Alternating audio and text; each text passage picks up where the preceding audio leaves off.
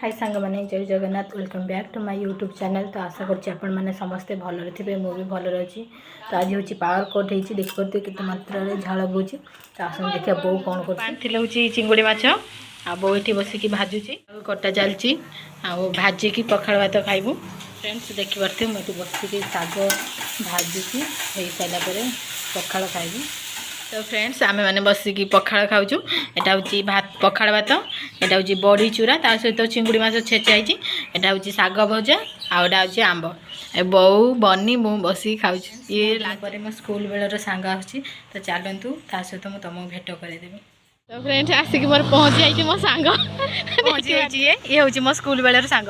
final आसी मैं पहुंची गई बहुत खुशी बहुत दिन पर देखा मो सांग सो हैप्पी सर बिस्कुट खाऊ आ मो सांग गोटे खाईदे ये मत दीदी से तो नखला वाला हो दिवस खाई